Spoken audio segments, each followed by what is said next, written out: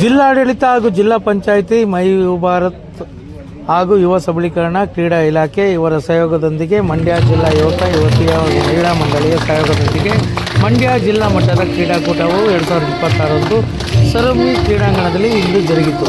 ಇದೇ ಸಂದರ್ಭದಲ್ಲಿ ಮಾತನಾಡಿದ ವಿಷ್ಣು ಸಿಂಧೆ ಅವರು, ವಿಶೇಷ ಅಧಿಕಾರಿ ಕರ್ನಾಟಕ ರಾಜ್ಯ ಅಕ್ಕಮಹಾದೇವಿ ಮಹಿಳಾ ವಿಶ್ವವಿದ್ಯಾಲಯ ಹಾಗೂ ಮೇಡಮ್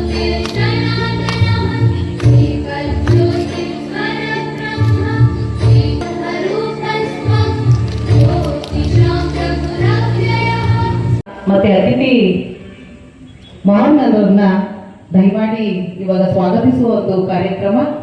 ಸ್ವಾಗತ ಅನ್ನುವಂಥದ್ದೇ ನಮ್ಮ ಭಾರತ ದೇಶದ ಪರಂಪರೆ, ಸಂಸ್ಕೃತಿ. ವಿಶೇಷವಾಗಿ ಮಂಡ್ಯ ನೆಲ ಕ್ರೀಡೆಗೆ ಸಂಸ್ಕೃತಿಗೆ ಹೆಸರಾಗಿರುವಂತಹ ನೆಲ, ಬಹಳ ಗಟ್ಟಿ ಜನರನ್ನು ಹೊಂದಿರುವಂತಹ ನೆಲ. ಈ ಇವತ್ತಿನ ದಿನದಲ್ಲಿ ನೀವೆಲ್ಲ ಏನು ಕ್ರೀಡಾಪಟುಗಳಲ್ಲಿ ಬಂದಿದ್ದೀರಾ, ಈಗ ಆಹ್ವಾನದ ಮೇರೆಗೆ ಭಾಳ ಚೆನ್ನಾಗಿ ಕಾರ್ಯಕ್ರಮವನ್ನು ಆಯೋಜನೆ ಮಾಡಿದ್ದಾರೆ ಎಲ್ಲ ಇಲಾಖೆಯವರು. ಹೆಚ್ಚಿನ ಸಂಖ್ಯೆಯಲ್ಲಿ ತಾವು ಭಾಗವಹಿಸಿದ್ದೀರಾ. ಇನ್ನೂ ಕೆಲವರು ಸೇರ್ಪಡೆ ಆಗ್ತಾರೆ, ಹಳ್ಳಿಗಳಿಂದ ಬರೋ ಕ್ರೀಡಾಪಟುಗಳು ಬಂದು ಸೇರ್ಕೊಳ್ತಾರೆ. ಈಗ ನಾವು ಹೆಚ್ಚಿಗೆ ಭಾಷಣ ಮಾಡದೆ ತಮಗೆ ಹೆಚ್ಚು ಅವಕಾಶವನ್ನು ಕೊಡ್ತಾ ಇದ್ದೇವೆ. ಅದಕ್ಕಿಂತ ಮುಂಚೆ ಒಂದೆರಡು ಮಾತುಗಳನ್ನು ನಾನು ಹೇಳಲೇಬೇಕಾಗಿದೆ. ಇವತ್ತು ನಾವು ನೋಡ್ತಾ ಇದ್ದೀವಿ, ಭಾರತ ದೇಶಾದ್ಯಂತ ಇದೇ 2 ದಿವಸದ ಹಿಂದೆನೇ ನಾವು ಒಂದು ಸಂಭ್ರಮಾಚರಣೆಯನ್ನು ಮಾಡಿದ್ವಿ. ಭಾರತ ತಂಡ ವರ್ಲ್ಡ್ ಕಪ್ ಅನ್ನು ಗೆದ್ದುಕೊಟ್ಟು ಇಡೀ ಹಳ್ಳಿಗಳಲ್ಲಿ ಒಂದು ಸಂಭ್ರಮದ ವಾತಾವರಣ ಮಾಡಿದೆ. ಅದಕ್ಕೆ ಹೆಚ್ಚಿನ ಸಂಖ್ಯೆಯ ಕ್ರೀಡಾಪಟುಗಳಿಗೆ ಇವತ್ತು ಬರಬೇಕಾದ ಅವಶ್ಯಕತೆ ಇದೆ.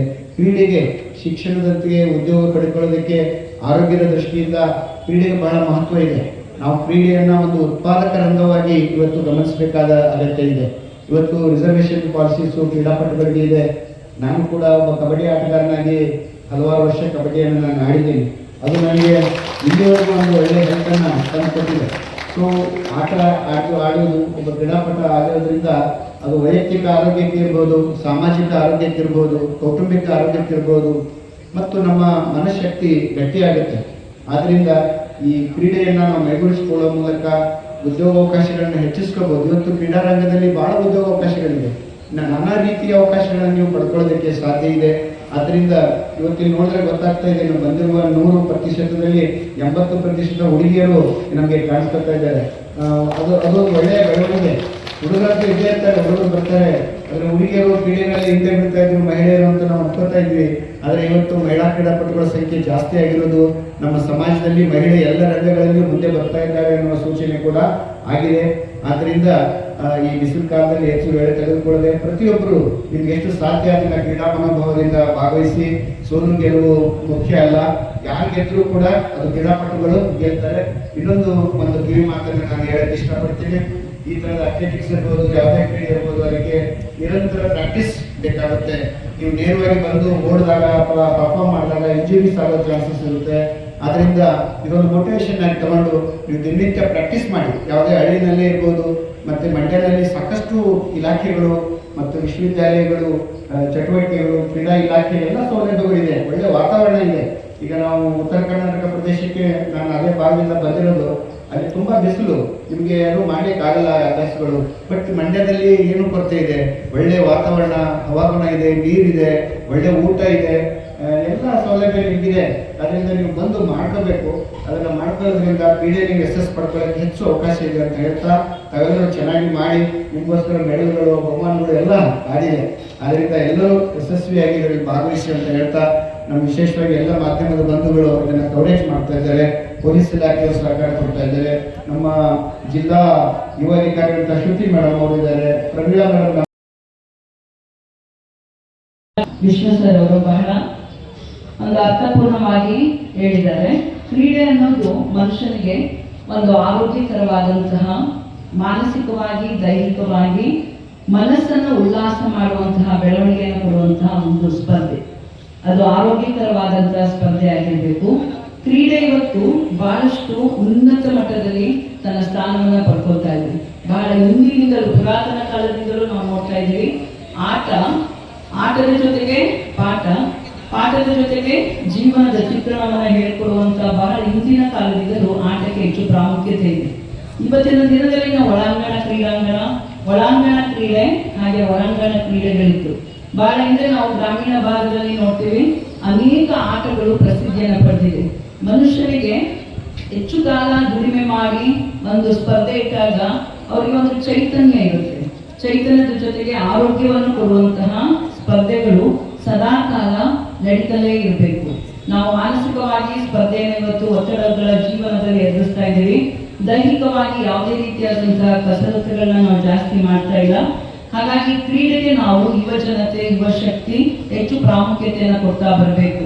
ಬಹಳ ಹಿಂದೆ ನಾವು ಪ್ರತಿಯೊಂದು ಆಟದಲ್ಲಿ ಆಗ್ತಿದ್ವು. ಗ್ರಾಮೀಣ ಭಾಗದಲ್ಲಿ ನಾವು ಇವತ್ತು ಕಬಡ್ಡಿಯನ್ನ ಹೆಚ್ಚು ಪ್ರಾಮುಖ್ಯತೆಯ ಮಂಡ್ಯ ಒಂದು ಕ್ರೀಡೆ ಅಂತಾನೆ ಅದು ಬಿಂಬಿತವಾಗಿದೆ. ಹಾಗೆಯೇ ಇವತ್ತು ಕ್ರಿಕೆಟ್ ಇರ್ಬೋದು, ಟೆನ್ನಿಸ್ ಇರ್ಬೋದು, ಪ್ರತಿಯೊಂದು ರಾಷ್ಟ್ರೀಯ ಕ್ರೀಡೆಗಳು ಹೆಚ್ಚು ಪ್ರಪಂಚದಾದ್ಯಂತ ಪ್ರಾಮುಖ್ಯತೆಯನ್ನು ಪಡ್ಕೊಳ್ತಾ ಬರ್ತಾ ಇದೆ.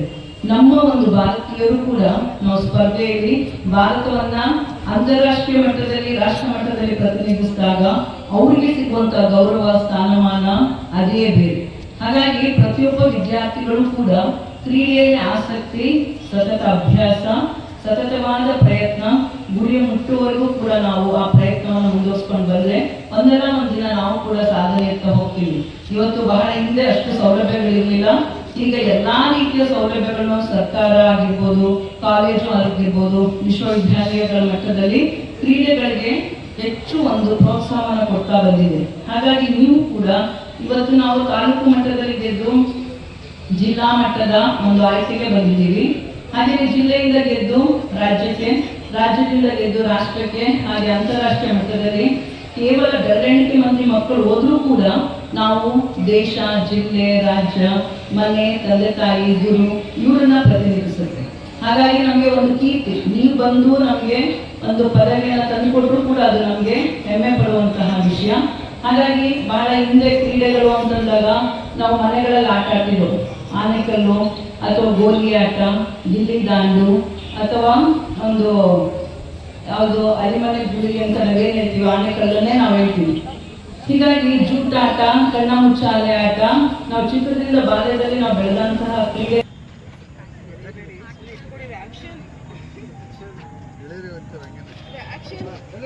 ಈಗ ರೆಡಿ ಸ್ಟಾರ್ಟ್ ಅಂತೀನಿ, ಅವಾಗ ಹೇಳಿದಿ ಮಕ್ಕಳ ರೆಡಿ ಸ್ಟಾರ್ಟ್.